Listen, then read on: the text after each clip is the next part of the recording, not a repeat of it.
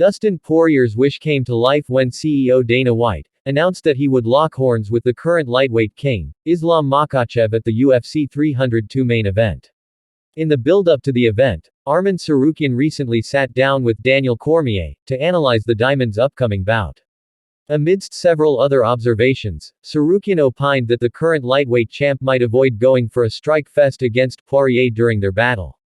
The Louisiana native's UFC record stands as the strongest reason behind Ahalkalekets' opinion. In fact, the Diamond's incredible striking has been praised by many over the years.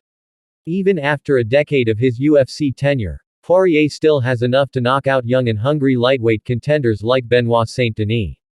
This is why Tsarukyan assessed that Islam Makhachev wouldn't like to get into a stand and strike styled fight against Poirier at UFC 302.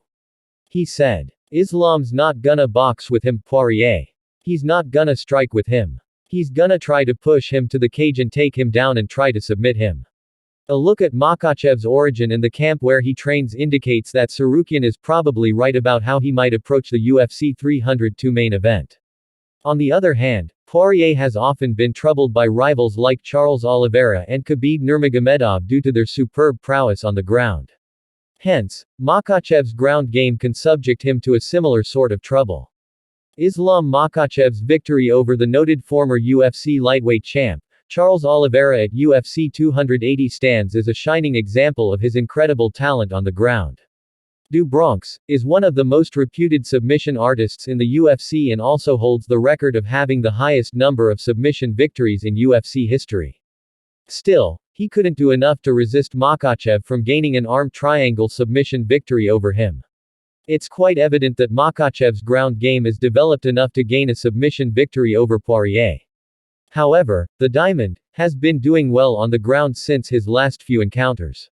His UFC 281 rival, Michael Chandler, tried to wrestle with him after getting battered by Poirier's strikes in the first round. Even his last opponent, Benoit Saint-Denis, tried to keep the fight mostly on the ground but got co-ed in the second round. Hence, even though Poirier's ground game has improved in recent times, it is unclear if he will be able to resist Makhachev's high-class grappling at UFC 302.